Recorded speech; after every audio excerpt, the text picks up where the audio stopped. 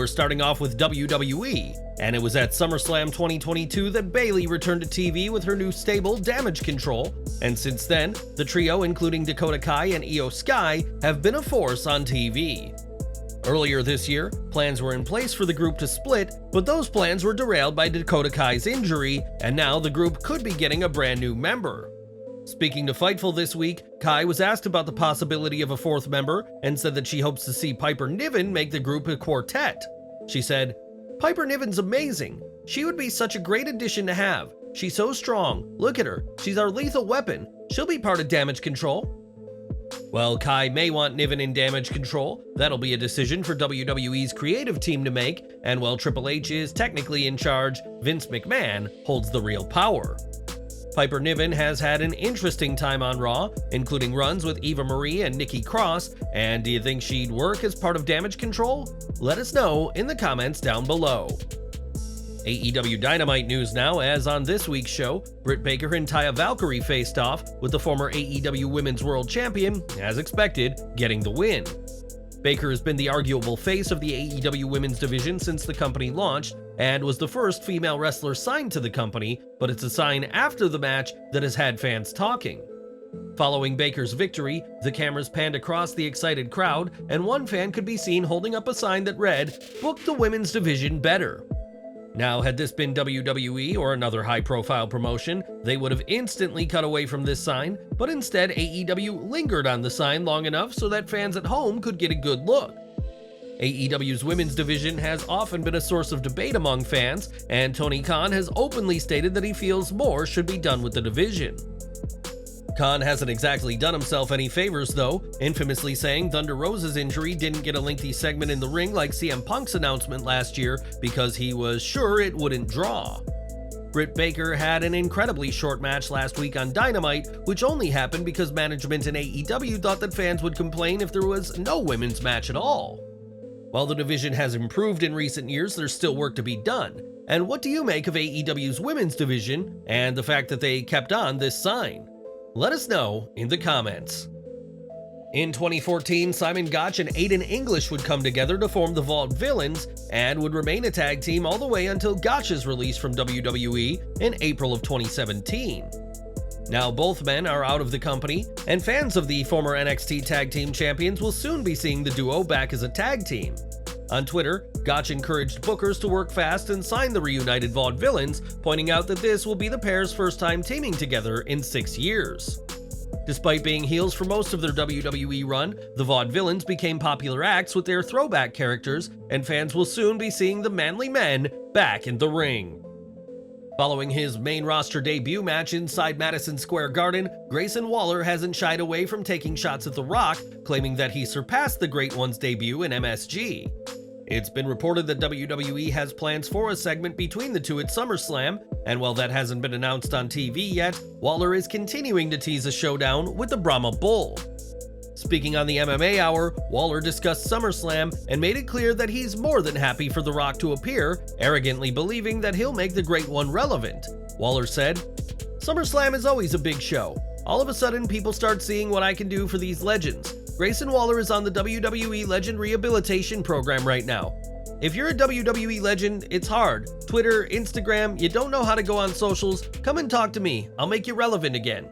If he wants to come on the show, his daughter is in a cult right now in NXT. His family is in shambles on the main show. He seems to be worried about Grayson Waller. We'll have to do something about it. There are so many legends in town for SummerSlam." The cult Waller is referring to is Schism, as Ava Raine has been in the group for some time, and while The Rock has said little about that, he's had things to say about the Australian SmackDown star. Of course, The Rock needs no help being relevant, as being a leading man in Hollywood, even during this strike, is doing just fine for the Great One, but expect worlds to collide next month at the biggest party of the summer. We can't say for certain whether The Rock will show up at any WWE event prior to SummerSlam, but recently the former world champion surprised a young lady by being her waiter. The Great One orchestrated a surprise for 12-year-old Luna, who has been battling a rare form of bone cancer and had originally arranged to have lunch with Luna and her family. That was until Johnson said that he couldn't make it due to a work commitment, and that work commitment was apparently as a waiter for the family, and Luna was delighted to see her hero. In an Instagram video, Johnson expressed his admiration for Luna, describing her as incredibly special and strong. The Rock is arguably just as much known for his acts of kindness as for his wrestling or acting, and it goes to show that nobody can be too successful to make someone else's day. More from AEW now, as AR Fox was on this week's Dynamite and kicked off the show by challenging international champion Orange Cassidy. Cassidy, who already holds the record for the most AEW title defenses, was able to retain his gold in his 27th defense, and Fox did not handle his defeat to Freshly Squeezed well. After the match, Fox attacked Cassidy, clearly frustrated by the loss, and later in the show, re-emerged wearing a mask to attack Darby Allin during his match with Swerve Strickland. It was Allin who had vouched for Fox to get a title shot against Cassidy, citing Fox's positive influence on the early days of Allin's time in pro wrestling, but that friendship is clearly over. Fox has also been confirmed as the newest member of Strickland's Mogul Embassy, joining Strickland himself, as well as ROH World Six-Man Tag Team Champions Brian Cage, Bishop Khan, and Toa Liona. Fox signed with AEW last November, his first contract with a major promotion after over 15 years in the wrestling world. And what did you make to this shocking heel turn on Dynamite?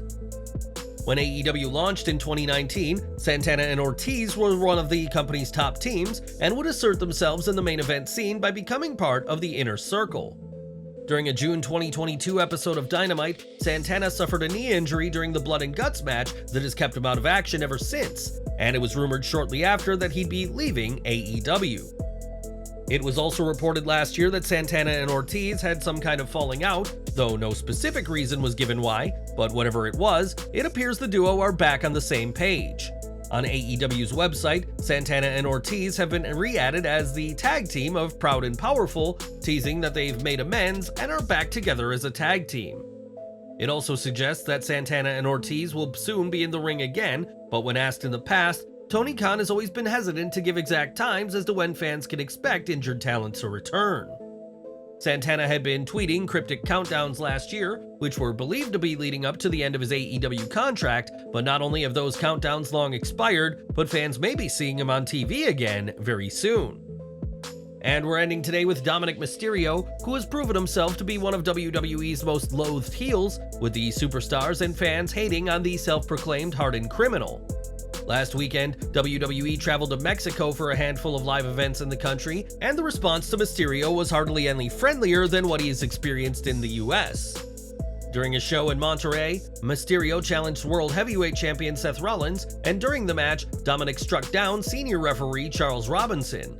On Twitter, Robinson shared footage of the punch, alleging that Dominik had assaulted him at the show, and vowed to get revenge on the man that Lil Nate said was raised better than this by Rey Mysterio. Of course, this was part of the show and was just a spot to pop the crowd in Monterrey, but the next time Robinson officiates a Dominik match, he'll have to keep an extra close eye on the North American champion.